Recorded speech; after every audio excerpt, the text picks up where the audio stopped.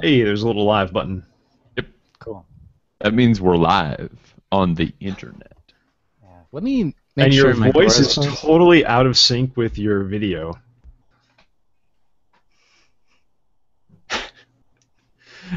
I feel like I should be dubbing in some extra dialogue right there. Yeah, right. Yeah. Fix it in post. Exactly. That's Something the about plan. Godzilla. Yeah. Cool. All right. Well, I guess I'm ready if you guys are. So, Okay, shall I? sure. Hi, I'm Ben Furman, And I'm Nate Blyton. and this is Patch In, the show from SoundNotion.tv dedicated to the wonderful world of electroacoustic music. Let's start with some news. So, for all of you old school and new school Fruity Loops users, ImageLine has announced a public beta for FL Studio 12.1. If you're a registered user, go and grab it. And speaking of retro, Yamaha has launched their Reface keyboards. So for $500 a pop, you can get a reimagining of the DX, the Rhodes, a combo organ, or the analog synth. All of that goodness in a small and easily transportable package. I want one. Yeah, me too. They're all little keys, but man, the interfaces look pretty cool. I'm excited to see what they sound like too.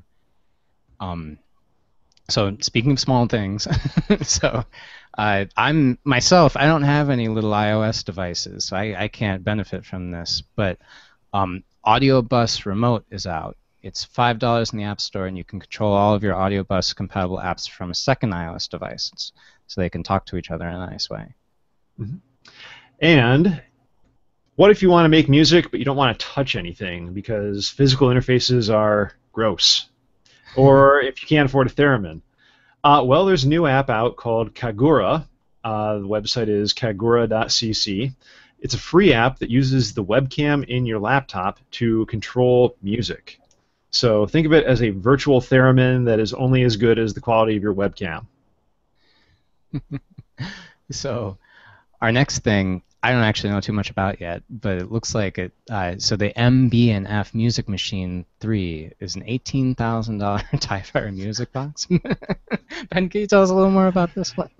Yeah, it is the perfect addition for every geeky composer that you know, especially if you're trying to get them on your good side to So write a basically, piece. every composer that you know. Right.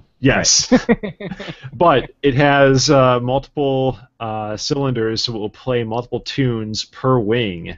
So they have demos of it playing the Imperial March, the Bond theme, the Mission Impossible theme, all on its left wing, and then its right wing has different other tunes. Dave is shaking his head. But yes, it makes the perfect bribe for most composers. I would prefer small, non-consecutively marked bills. But yeah, if you have money burning a hole in your pocket. Yeah. So. You Yeah. guys keep going. I'm going to need a minute. Yeah. Exactly. Right. Yeah. Well, moving on.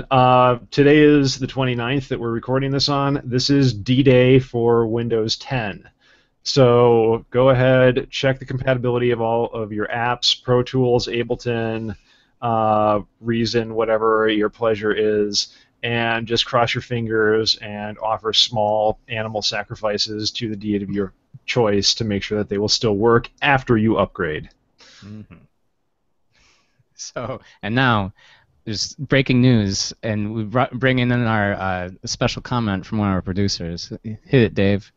Hey guys, so as we're recording this today, as Ben mentioned, we're on Windows 10 Day, which is not really a holiday. It's like another religion. We don't really celebrate that in my family, but um, anyway, just yesterday, as we're recording this, there was a big announcement from Make Music, the proprietors of Finale, and Steinberg, who's working on, obviously, has been working on Cubase for many years and is working on a new notation application with the former Sibelius team.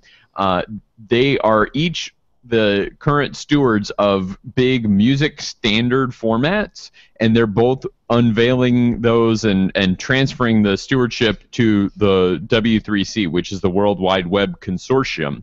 So Make Music ran Music XML, which is a standard for describing to computers what music is and what notes are in a score. It doesn't lay out the music in the score necessarily, but it does say, what notes are in this measure and what meter it's in and all those kinds of things. And then it's up to some other interpreter application to show that on the screen. Very similar to the way HTML says what's there, and then your browser decides what it actually looks like when you load it. So they are transferring that to the W3C along with Smoofle, which is the font standard that Steinberg has developed around their new giant fonts to go into their notation application. And this is just like the .ttf or .otf type fonts that you have on your computer now, but really big and has a lot of music-specific stuff in it.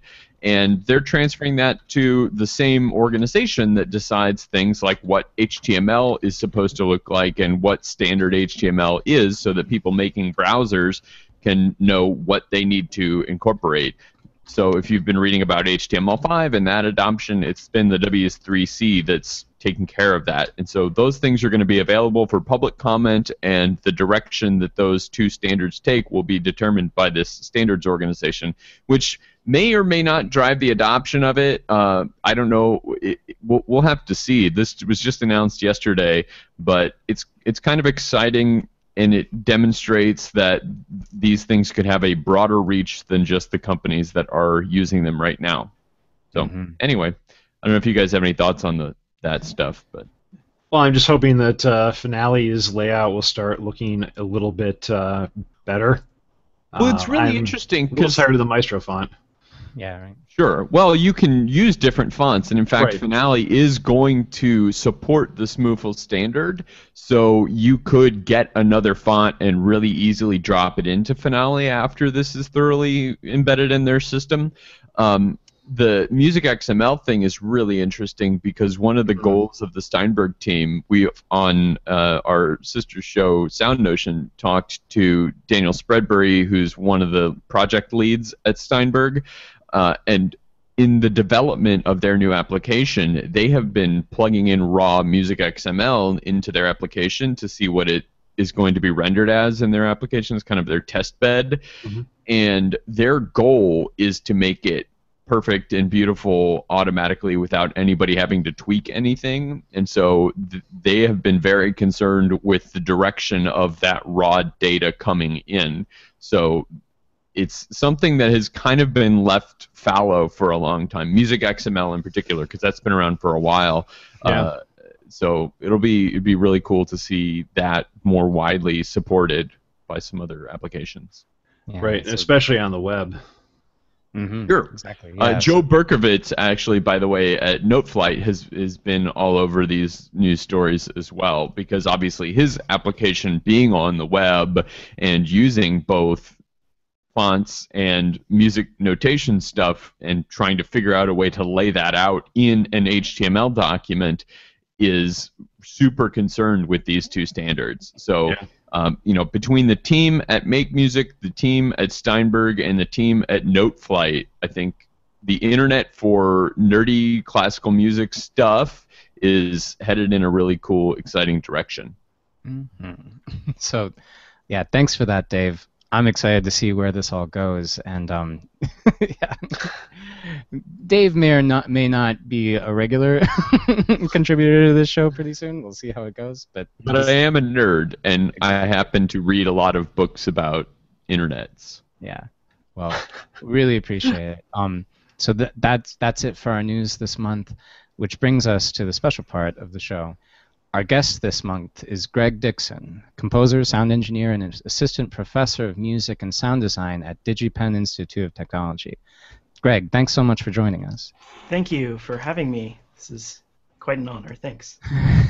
We really appreciate it. It's a special thing for us too, because like this show, it's music, electroacoustic music is kind of the focus of it. And we've talked to a lot of people who do stuff with programming, with found sound, with tape, and integrating it with different acoustic things.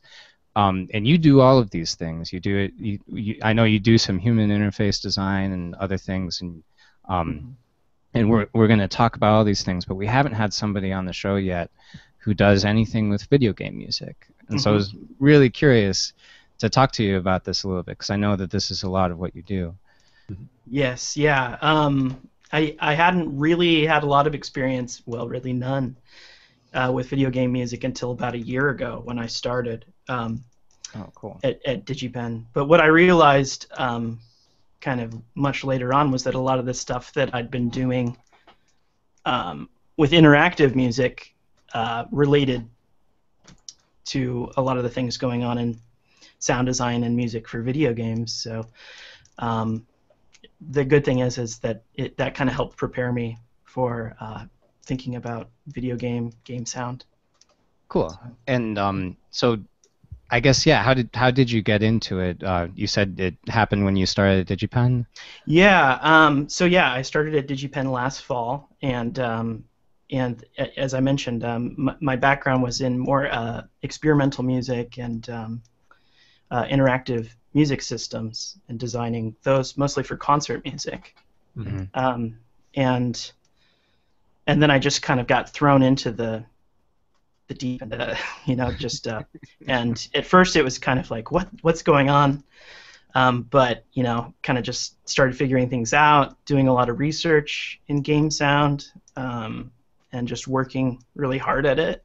I have yet to really actually be a composer or sound designer for any game per se, but I've helped produce a lot of the student projects, and I work with the students in creating music and sound design for video games. Cool. So, but hopefully one time I'll get some chances to actually have some of my stuff out there. So Yeah. keep your eyes and ears peeled for that. So I guess the big question that I and a lot of our listeners are going to have is, can you guys hear me? Okay. Sorry to interrupt you, Ben. Yeah. Oh, Does yeah. that sound all right? 'Cause I notice you guys all have you. Okay. Cool. Yeah. Yep. Anyway, so yeah, the big question I have, and that I think a lot of our listeners would have, in regards to video game music, is how do you go about getting the music to sync and interact with what's going on in the game? So there's a lot of different ways that the pipeline of audio could get integrated into a game, and a really sort of crude but often used method is just for the sound designer or composer to deliver assets, which are just music assets, to the game programmers, or for example, you might have an audio programmer specifically for a game, and then that person just implements them into the game. That is less flexible, and what's really changed a lot lately is a lot of games are using what are called middleware softwares that allow the composers and sound designers to more flexibly integrate their sounds into the game. To kind of make that a little clearer, it would be the difference between just delivering a sound and then delivering, for example, a sound along with instructions for how it should be played back or what kinds of effects it has on it. That's just kind of the technical thing, but then in terms of how you get it to synchronize with the game, ideally what you want to have is a situation where you have a working game in front of you and you have potentially middleware software open, and you can what happens inside of the game oftentimes is that there will be events for different things, and for example, if a player jumps, then an event will come in, and you'll have that event, generated event, come in, and then you can try out different sounds while the game is running, and listen to how they sound, listen to how they work with the environment that you're looking at, and then tweak, maybe do EQ or maybe add some effects, different things, and then tailor that with a running game. That's the ideal, and that would be kind of drastically different than just simply delivering something to a programmer. So the good news is that a lot of the direction where things are going is that the sound designers and the composers are becoming more and more empowered to be able to do the actual sound design in the game, as opposed to in the past where audio programmers and maybe game programmers were doing a lot of the integration of the sounds into the game. Mm-hmm. I don't know if that answers your question, Ben, but at least that gives you a bit of a background. But if you want to ask a more specific, I can help. So I've read quite a bit about some of that middleware and how people have especially been porting libpd into different game engines. So have you experimented with that and using all the stuff that you've learned with Max and PD in a game environment? Yes, I have been experimenting with it. It's kind of still it's a brave new world in terms of getting libpd working, and some people have managed to get it. There, of course, have been a few different games that have used Pure Data. Mm-hmm. Cool. Yeah, Spore. Yeah, is it's like on the top of my list of like wishes, to try and get that kind of thing working. Unity is a popular game engine that now is open, and it's not open source, but you can download it and you can you can develop a game in there, and you can get libpd. I've gotten libpd working in Unity, and I've gotten it to play back some sounds, but I have yet to really explore the full potential, like a lot of people right now. But I would just say that hopefully things are just going to get more exciting and more popular in that regard, and we'll have more examples of things that are out there. Yeah, absolutely. And so I think when I met you, I knew you primarily as like a sound engineer and composer. Yeah, we worked. Nate and I worked together at MSU. Recording services back then. Yeah, and I remember you talking about recording one of my friend's bands a long time ago and stuff. And so all of your experience in audio engineering and that kind of stuff, I have to imagine that it would give really benefit your treatment of this kind of music too, where I so much of the composition, it seems like it happens inside a computer. I know there's a lot of video games that have pretty symphonic scores, and whether it's a mock-up with other sound libraries for orchestra and stuff, or other real recording things. I guess in your work and with your work with your students, has there been a lot of taking sound in and having it interact with these kind of engines too? Yeah, definitely. When I first started out, I was thinking, it's kind of, at least my approach to electroacoustic music was to record all my own sounds, and I consider, at least in that genre, the act of recording to be a compositional act. So when where I'm placing the mics, where I'm moving the microphones potentially, it's like an improvisation, or it's composition. Stockhausen would call it microphony, but movement of microphones, they're instruments, and where you put them is going to have a dramatic impact on what kind of composition you create, or even what kind of microphone you use. So yeah, I was very, very interested in doing everything DIY, do it yourself, and my own libraries of sound. But that's been one of the things that I've had to sort of change my viewpoint in terms of video game sound. As you sort of alluded to, a lot of it is not necessarily going to be coming from original recordings, but a lot of it's going to be coming from libraries. That said, though, a lot of different things need to be specifically tailored and can easily be done in our studios. We have a number of different studios, and they're all very dry and soundproof types of studios, so they're very good for recording sound effects, dialogue. But if you're wanting to do orchestral music in larger spaces, it's not going to work potentially as well. So sure. Having a virtual orchestra or something like that probably potentially get you at least somewhere with it, if you can't afford to hire real musicians in a real orchestra. Yeah. So yeah, that actually has changed quite a bit, Nate, just in terms of kind of how I think about that. And actually in my own work, as a composer, I've begun embracing sort of stock and library stuff more, which is really weird. I never would have thought I'd be doing that. So. Well, it's funny. A lot of people that we've had on the show have all kind of moved in similar directions, whether it's getting East West or the BBC sample library, or just going on Freesound and finding whatever format of whatever sound you want and using that in their pieces. It's just become so much of the part of modern composition nowadays.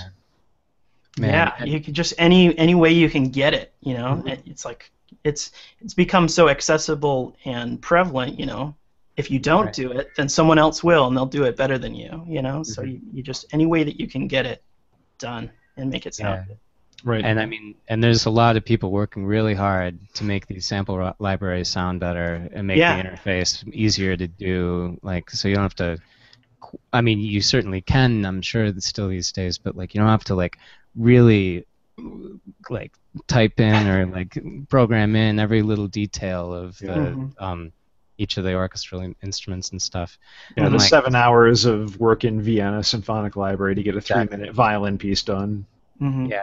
I had it was like, it broke my heart a little bit, but it went really well. Like, I was laying down some tracks for an album that my dad was doing, and this track, my best friend suggested that steel pan might fit pretty well on it. And I was like, I'll just kind of like do a demo of this. And then like in GarageBand, the steel pan instrument sounded really good. Yeah. It was pretty like super disheartening that like me playing it on a controller, like that's what's going to be in this recording, and it sounds like okay. Yeah. It was really crazy, especially for something so with so much detail as a steel pan and stuff. And it's like, right.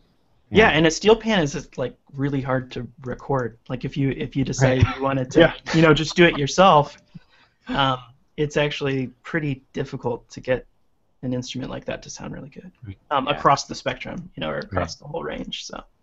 Yeah. And yet the one instrument that I have yet to find an acceptable substitute in software for is a saxophone. Oh yeah. It's just, I don't know what it is about the instrument, but every one I've tried, and I've tried every major sample library, is nowhere close to the sound of a real sax. Sure. Yeah, I mean, there's so much detail in it for sure. The Korg, I have a Korg Wave Station AD is the model. Okay.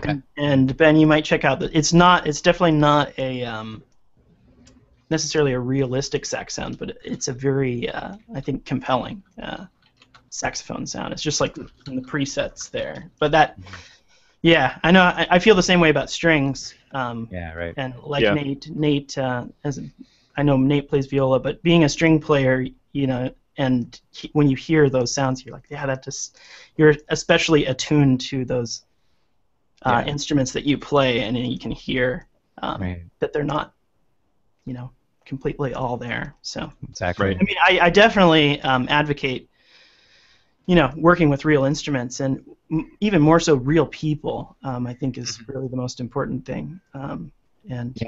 Working with people, collaborating with people, getting inspired by what they do, learning from them. That's you don't get that out of a library. Right.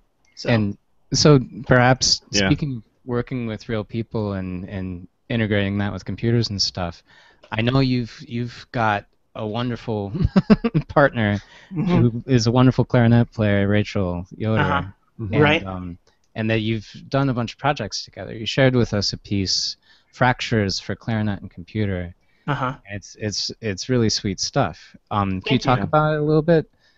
Sure. And is that intro an homage to a certain Rhapsody by Gershwin? Yeah, it definitely is. Wow. Well, there's a lot. There are a lot of quotations. There's a lot to talk about. Yeah, it's a dissertation. It was my dissertation. So kind of what I'm trying to think of what the best, most important things to say would be. What I was trying to do with that piece was kind of create a super. I guess some people call them hyper instruments, but like almost like a super instrument. Like the MIT. Yeah, but like I guess like a super clarinet.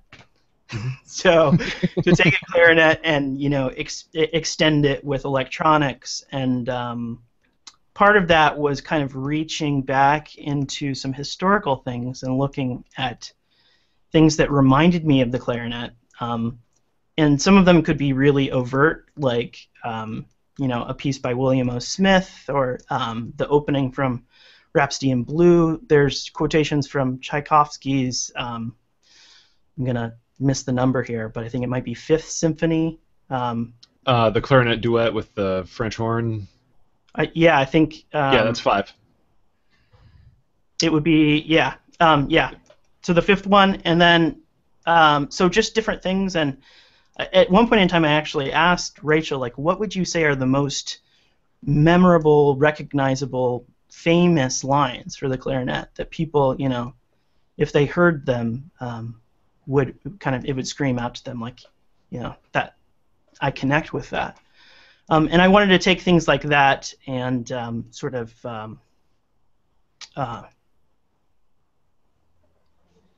change them, recontextualize them, destroy them, rebuild them again, make them new, and kind of create a sort of super piece out of that. So anyway, I know it sounds kind of weird, but that was kind of what I was trying to go for. And a lot of it, too, was really inspired by early synthesis records, especially popular music records, kind of in the wake of Wendy Carlos's Switched on Bach, and looking at that to me, really interesting era where there were a lot of popular music albums that were exploring synthesis for the first time. And it's kind of interesting to think about how synthesis is really, we think of it like, oh, that's old hat, we have synthesizers and they've been around forever, but it really hasn't been that long. And I would say the same thing for video games too. It's like we think video games are, because they're so prevalent and everybody plays them. They're just, but they're still really, really new, and there's still so much that, is yet to be explored with those things.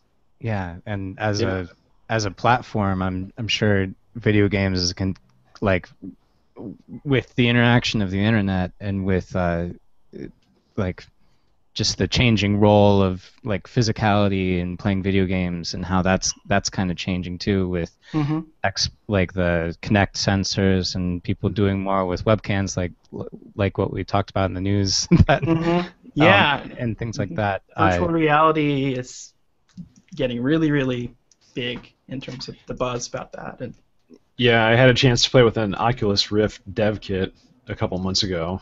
Yeah, what did you think? Oh, I loved it. Yeah. I was really glad that they did make me, sit down in a chair before strapping myself into the headset. Oh yeah. Yeah. I have yet to really spend a lot of time with it, but from the limited experience that I have, it's been kind of nausea-inducing for me, and so maybe I'll eventually get over that. Yeah. But I would have absolutely walked into a wall if I hadn't been sitting. Man. Yeah, this new technology, and and so it's interesting to me to relate it. You talked about in your piece, called Fractures. Fractures.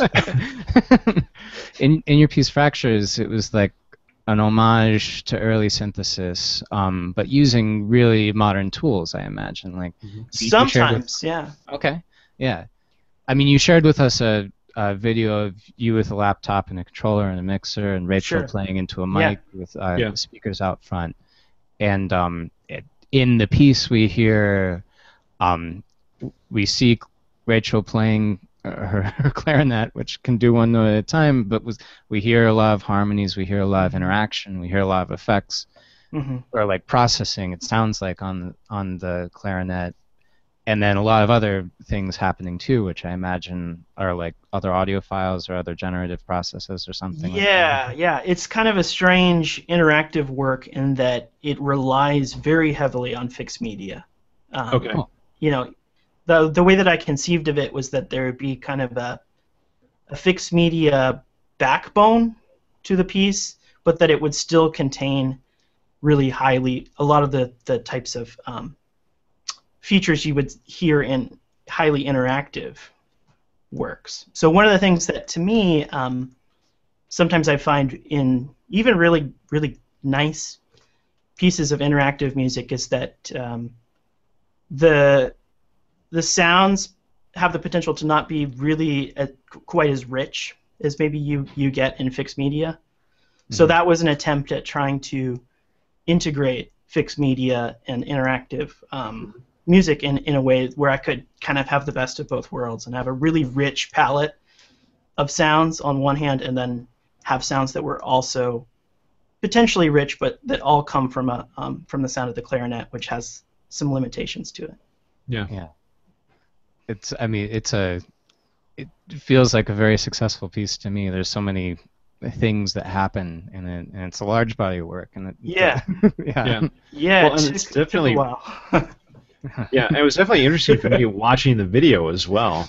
Yeah, right. Since the first time I listened to it, I heard it on the Bandcamp Cedar Forest album that you have up. Great. Thanks for listening. Yeah, which is great, but seeing it performed live, it's a very different experience, I thought. Yeah, totally. And like the process of making an interactive piece in the studio is also really weird. Kind of like, how is that, because you end up basically employing studio techniques to a genre that typically doesn't, that's kind of not usually doing that. It's a live, almost chamber music type of genre. And anyway, that's something that I did something with Rachel. Oh geez, it's probably been like 8 years or so. But we did Steve Reich's New York Counterpoint. Oh yeah. Cool. And that was, for me, I wanted to make a kind of final version of our work together, because we did the recording, and then we never recorded actually the solo part, the part that's played live. Yeah. Okay. But for me, one of the big questions was, how should that be produced? Should it be recorded in a concert hall with the clarinetist playing with loudspeakers? Mm-hmm. Because that's what Reich calls for, right? Or should it be done in a studio? I don't know the answer to that, but these are the types of questions that I'm kind of thinking about, and I guess what I'm saying is that I just I won't often do things the maybe the most intuitive way, but I'll be looking for another possibility. Maybe somebody hasn't done it that way. So. Mm-hmm. Yeah, and I suppose that gets into the question of what the role of a recording is. Is it like a document of a thing that happened, or is it its own thing that you build in the studio? Right, and I think it's both. I mean, I don't think that, well, especially when you're doing Reich. Mm-hmm. Yeah, a piece like that for sure, right? So, so speaking of document you might make in the studio, and Ben mentioned your album Cedar Forest released last year. It's been great to listen to some of this too, and it seems like a lot of this music gets back to some of the stuff you talked about earlier in the interview, with like recording all of your own sounds and putting it together. Some of these pieces, these other pieces besides Fractures, they're like really cool and interesting kind of collages of different things that you've put together. Yeah. What what was that process like? What is it? Cedar Forest. So the title track has a lot of different things in it. Other tracks like Disconnect and Disco Knocked. Yeah. Collection of sounds from over a long period of time. Sure. Yeah. So, one of the things that I've been always really interested in is sort of strange juxtapositions of sound, and kind of, and also thinking about surrealism, and how we could apply surrealist technique to sound art.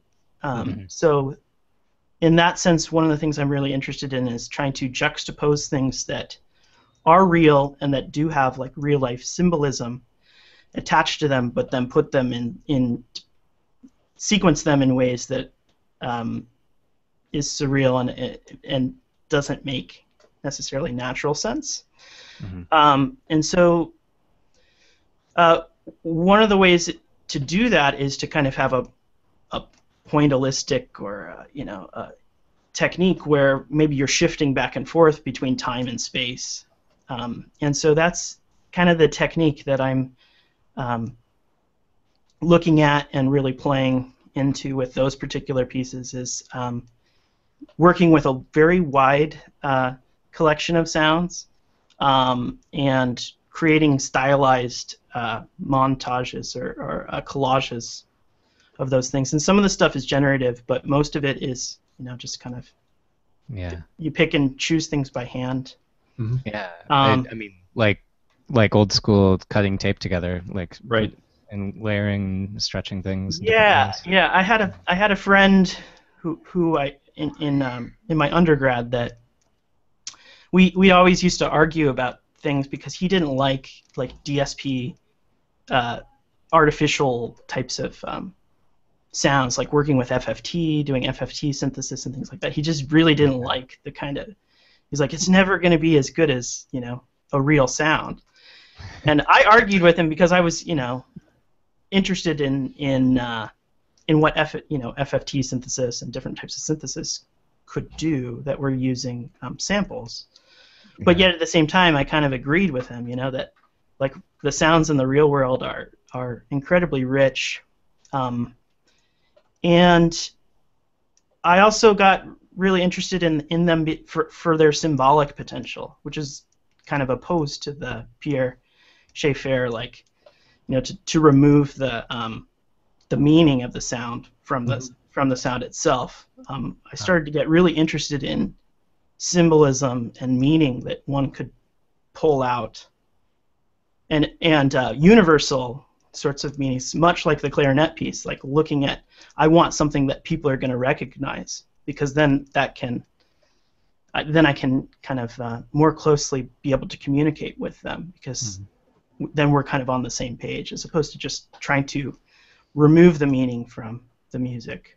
Right. So you're using those then as explicit allusions to things that people are already familiar with, as opposed to just kind of vague, hey, look what I can do with cutting off the attack of this.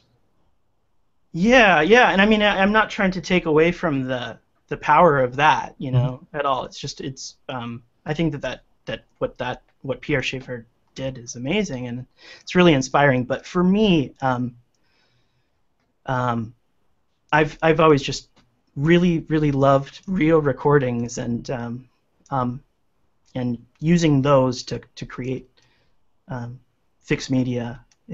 That's the way that I typically try to do it.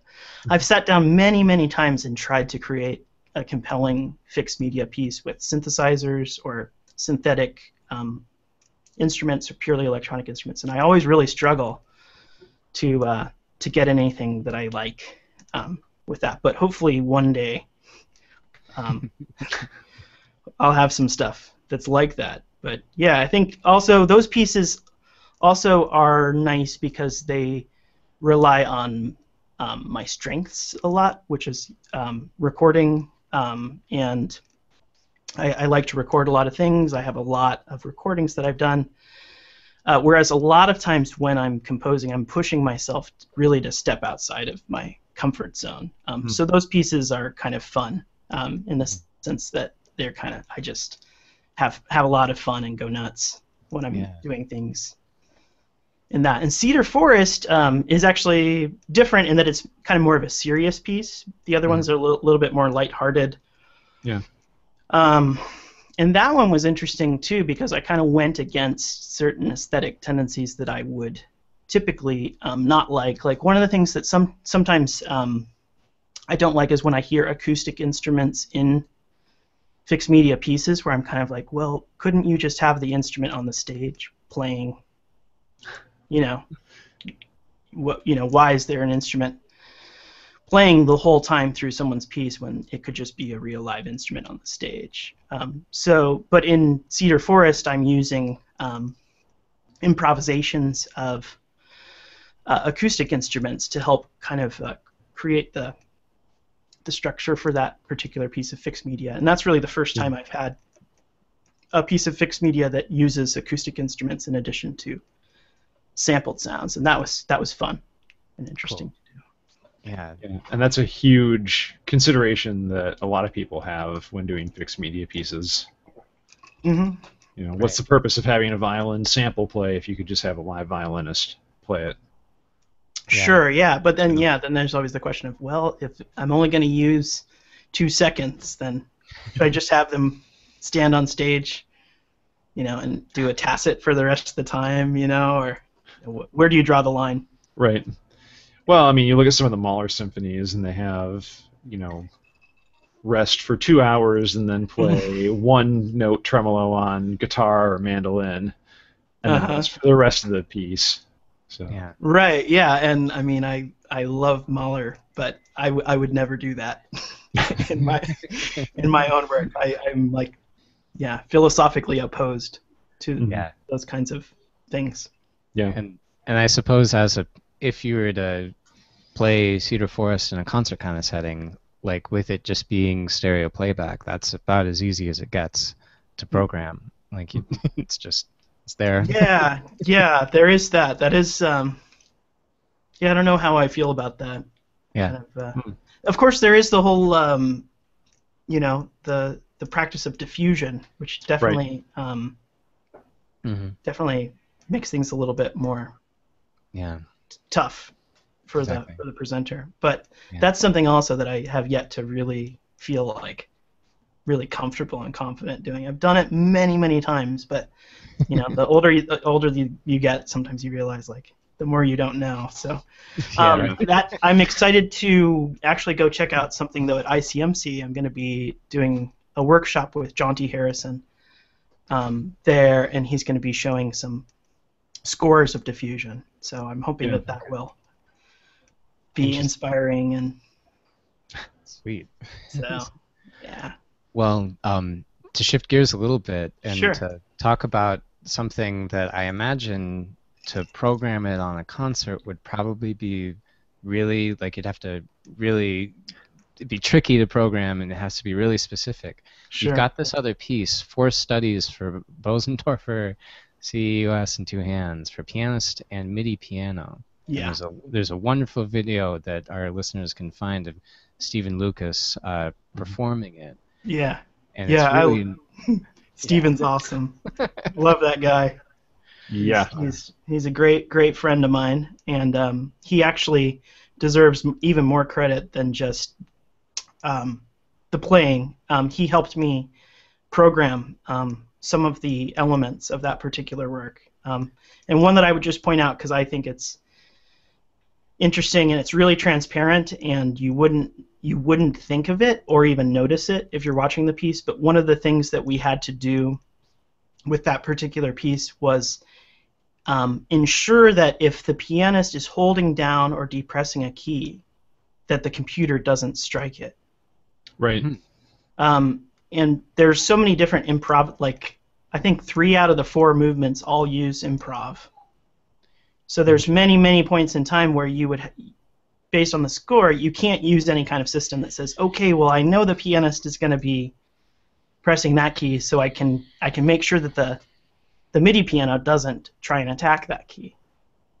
So in the sections where there's improvisation, Stephen helped me build a program that helps the computer determine whether a note that's getting struck is by a human or from the MIDI playback system itself. Because the computer actually, without that program, has no idea, because it interprets a note even that it creates as being a MIDI in message when it sends it out. So it's very easy to generate feedback with a MIDI piano for that reason, because as soon as you send a MIDI message to it via MIDI out, you get a message coming in, MIDI in, from that note. So that's one of the craziest programs that's involved in that piece, and you'd never notice it, but it ensures that the piano doesn't get broken. Sure. Well, this Yeah. instrument is just the instrument is amazing. So it's one of the big Bosendorfer, but it's a player piano, a modernized. So it's got the electronics in it. It takes MIDI input to play the keys, I guess. I didn't realize that this might have been the case, but so you've got a computer running. It's like processing and generating the MIDI data as well. Yes. Yeah. It's Okay. it's an interactive. It's an interactive piece, and sometimes it's really crude, Yeah. purposefully. Like the first movement, the only interaction is like when he hits the first chord, it triggers the piano to turn on and generate a texture. That's it. That's the only interaction that's happening in that movement. But then in other movements, there's one called Charlie Foxtrot, which is the most intense and the most polyphonic and dramatic and loud. In that one, it's based upon clusters, and it's doing things like measuring how many notes are being held down at a time, the speed at which Stephen's playing, and it's doing things to either mimic or counteract that incoming MIDI data Cool. to create an improvisation. Wow. Well, there's in this video, there's a couple of things that are just amazing to see, like where, so it's the kind of system where like when the piano gets the MIDI information, it actually moves the key on the piano, so you get ghost hands and everything playing.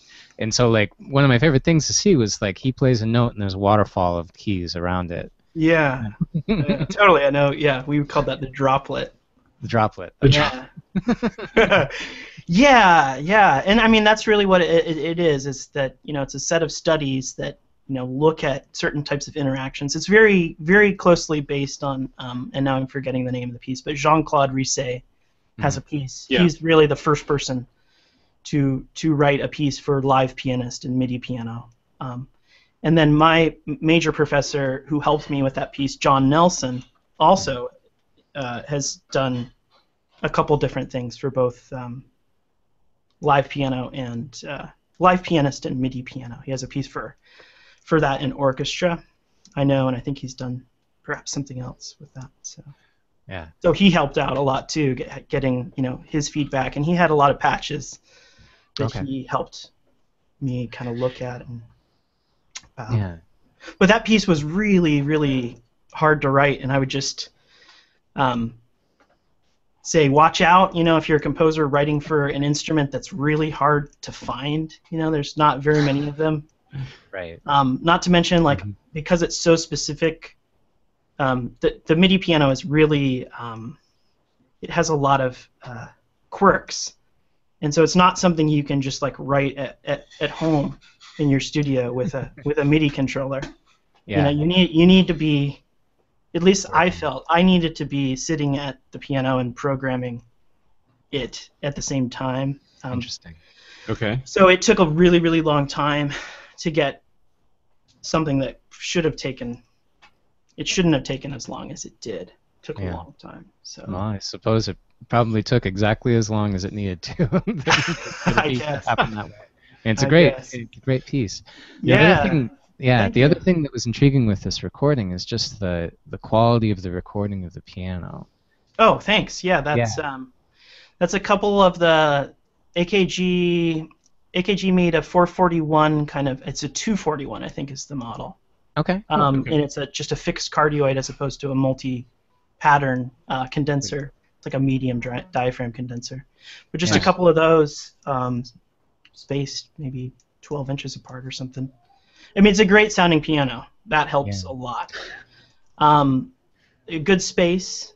The other thing, though, I do want to mention about that piece that I think is kind of cool and interesting is that it's it gets put on electronic music concerts and things like that, but there's no, it's an acoustic, all of the sound of the piece is acoustic.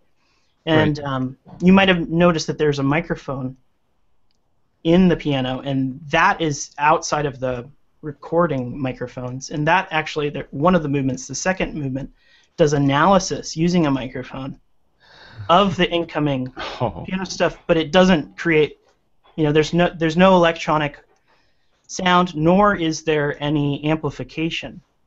So so a lot of people when they see the piece or they experience the piece, they are like, wait, especially if you can't see that it's a MIDI piano, then they might go, why is this even on an electronic music concert? Right. Because it's theoretically it's acoustic when we hear it. Yeah. Right. And I suppose that might be a thing, like where you could, I guess, probably transcribe this piece and maybe achieve it with like two people playing with their hands or something like that on a regular piano. Yeah, I never thought of that, but probably could. Well, it raises some serious questions about, what is electroacoustic then? I mean, we always think of it as some sort of signal that's coming out of a speaker. Mm-hmm. But yeah, Yeah, well, of MIDI course, as well. like it's basically robotic acoustic music. I would Yeah. say I would put it in the category. Music for robots and musicians. Yeah. I mean, you might be able to call it like, instead of electroacoustic, call it like electric acoustic or something. Yeah, I don't know, but yeah, that was always, and I think that kind of relates. Just I'm interested in kind of confounding Yeah. things, norms, and what people might expect Mhm. from a concert like that. So Yeah. Well, cool. Yeah. Very cool. Well, thanks for sharing these pieces with us. Like, what kind of stuff is next for you? What are you working on, or what do you have lined up? well, because things have been a little bit slow. In that I started a new job and was doing just a lot of work, like Yeah. teaching work, and got a 20-month-old son too, which kind of slowed things down for a while too. But I'm starting to compose again quite a bit, and so one of the things that I'm doing right now is I've been really interested in loops. Okay. So I've been writing a lot of short loop compositions, and a lot of them are using like beats and different things like that. But it's I guess you might say that it's kind of popular music style. Sure. But yeah, so I've been really interested in constructing loops, and I was really actually inspired by this thing that I found in a thrift store that's a prayer machine. It's comes from this Johnist religion, but it's a little plastic box that you plug in and you turn it on, and it plays back a little piece through a loudspeaker, and it only plays that one piece, and it plays it over and over and over again. Okay. And so I've been really interested in sort of creating, I guess, what I would call theoretically infinite music, but creating creating loops that are designed to be listened to forever. I guess you could turn them off, but they're really, really designed to, like, and just dealing with that interesting challenge of, like, how do you create something that someone's going to hear again and again and again, but it's never, hopefully not going to be fatiguing listening to it again and again. And that relates a lot to video games. So. Okay, yeah, right. Because if they're playing the same level over and over again, they hear this music and have to live with it for a while. Yeah. I mean, loops started out as being something that was related to limitations. You didn't have enough memory on the cartridge, but there was something more practical too, in that in video game sound, a lot of times you have no idea how long a player might be in a certain area, so you have to create a soundscape that is going to be able to make music infinitely until they get to the next step. Mm-hmm. So I've been doing a lot of loops and been very fascinated with Buddha machines, prayer machines. And I've been also working on some little piano pieces. Cool. But yeah, mostly just doing tons of research on, like, how, what's going on in music technology today. I think that's one of the blessings of being a music technologist is you get all this fun stuff, but it's also kind of a curse because it's always like shifting and changing from underneath you, and it's for me it's been a little bit of a struggle to kind of keep up with what's been going on. So I think I need to watch your show more. Well, just speaking for myself, I know I'm so incredibly behind on all the hardware and software and everything. Maybe oh yeah. And every time that I turn my head, I have another thing popping up on one of my feeds. Hey, check out this new cool thing, and exactly. Yeah, and like, hey, max your visa out on this. Yeah. So. And each of these new things that come out is like an instrument that you could spend a decade with and really develop and everything. Totally. And there's a bunch of them every year that come out. Right. Which it's been interesting for me to see how many of them have kind of coalesced into the grid controller model nowadays. Yeah. Yeah. I mean, maybe that has to do with like Ableton Live and how much it's swept through the performance of electronic music and really having such a huge influence in that way. Yeah. Yeah. I'm really excited. Yeah. I'm really excited about tablets and things like that, and kind of a future of music studios where tablets and computers and synthesizers, MIDI hardware is all integrated into. So thinking of tablets as controllers, but also processing devices, Mm-hmm. And so where I think we're going is having a more of a multimodal studio situation where you've got multiple computers or multiple devices that are all integrated into a collective audio thread. And that's where software becomes so important and exciting. Yeah. Exactly. Dave, there you are. I'm still here. Yeah, I was just thinking about software while you were talking. Yeah, so it's just I think we're in a really I mean, people say this all the time and it's totally cliche, but we're in such a amazing point in time right now to be musicians and to be working with music technology. It's just amazing. It's exciting. Yeah. Absolutely. And the best part is, if there isn't a tool already, nowadays you can probably build one in software yourself. Maybe you can. If I do, I probably will not release it for wide distribution just because of how bad my code always looks by the end. Right. Presentation mode or whatever. Yeah. If you're using Max. That frozen presentation mode, and yeah. Yeah. Well, I guess, Greg, thanks so much for this conversation. I think we're probably, it's bringing us to our last segment of that the just thing. flew by. Yeah, right? I hope I didn't talk too much. No. Sorry if I did. No.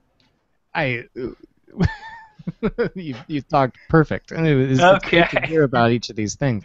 And it's covering such a wide range too, and it's cool to hear, or it's maybe reassuring to hear about people fighting the fight of like just learning about all the things that are out there and like having to do that research and stuff.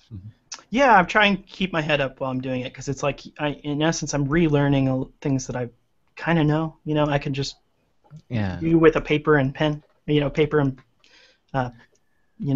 pencil or pen, but doing it in software is empowering, I guess. So.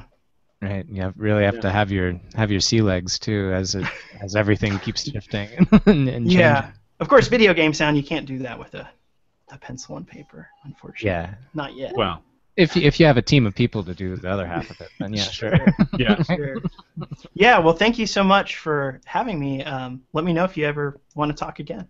Yeah, absolutely. Definitely. So, so if you're willing to stick around, our last part of the show is it's the thing we do every month. It's 2-minute challenge. I went last month, so this month Ben's up. Great. Yeah, I'll stick around for sure. Okay. Cool. All right. Yeah. So Ben, what are you going to talk about this month? Well, I'm talking about something that I have been experimenting with a little bit on my own the last couple of weeks, which is playing around with spatializing with speakers. Okay. Cool. Sweet. So So I don't know about you. I don't have a timer up. Is it, anybody have? I do not. I gotcha. Okay. You got so us? Yeah. Dave's when on. you're ready, Ben. Okay. So unless you're a painter trying to impress a girl, or you're undergoing some sort of experimental stem cell trials to grow new tissue on other parts of your body, we all have two ears. They're both on either side of the head. And similar to microphones, they pick up sound, but thanks to Mother Nature, our ears are nowhere near as directionally focused as your average mic capsule, which means that we can hear more or less in 360 degrees. And we can hear tons of audio sources at one time. However, most consumer available music uses the principle of one channel of audio per receptor. So how do we create more interesting sound spaces? By adding more speakers. So starting with Edison and others, we've always been able to play through one speaker, which is good old mono, and it was good enough for most people up until the 1960s. But as early as the 1880s, sound engineers have been capable of using two speakers with distinct signals and a sweet spot for listening in the center, which is what we know as stereo. This can be extended to binaural audio, which we have today, where you have two headphones, but the signals have been edited in software to deal with things like the proximity to the ear and its structure to enhance the image quality. Beginning and unfortunately mostly ending in the 70s, stereo was expanded to 4 channels, or quadraphonic. It was expensive and didn't catch on, but it gave us a bunch of really great rock albums. Thanks to quadraphonics, however, movie studios saw, hey, we can do stuff that's really cool with having multiple sound sources around the room, which led them to demand that theaters would be retrofitted to accommodate this, and that eventually led to the rise in 5.1 surround sound that we know and love today. Basically, you take your quad setup, you add a center speaker for dialogue, and then you drop in a subwoofer. This has been expanded to 8 channels and all sorts of other stuff with tons and tons of software options, but that is a huge topic and another challenge. Well done. Nailed the post. Hey. Professional. Excellent work. See, Ben is actually good at this. I can Wow, yeah. To quote one of my favorite fictional characters, Mrs. Landingham from The West Wing, I've got 2 ears. How many speakers do I need? Well, for wave field synthesis, at least 100 per source. But, Thanks, Ben. Yeah. So excellent work. It's a little bit about spatialization with speakers. So thanks so much for listening to our show. Greg Dixon, thank you so much for coming on our show again. Thank you. Yeah, we'll look forward to hearing more about everything that you're doing, and we'll I know that we can find more of your music at gregdixonmusic.com. I think, is that right? Thank you. Yeah. And there's Cedar Forest. There's a Bandcamp website at kolenstoff.ca. Colon is Kohlen, not the other way you're thinking of. Yeah, and we'll have links to your website, to that website, and everything else that we talked about in our show notes at soundnotion.tv/pi, where you can also it's this episode and each of our past episodes are available there. On the website, you'll also find ways to donate to our show, so you can help us do what we do. There's a couple donation buttons, a little Amazon search field, where if you go through that to buy whatever you're going to get on Amazon anyway, then we get a little bit of a commission if you go and buy something that way. But thank you so much for listening to our show. You can find us in iTunes Store or whatever podcatcher kind of podcast app that you use. It's Patch In. There was an old video podcast, but we discontinued that, so just look for the audio one. But in any case, thanks for joining us on another wonderful month of Patch In. My name's Nate Blyton. I'm Ben Furman. We'll see you next month.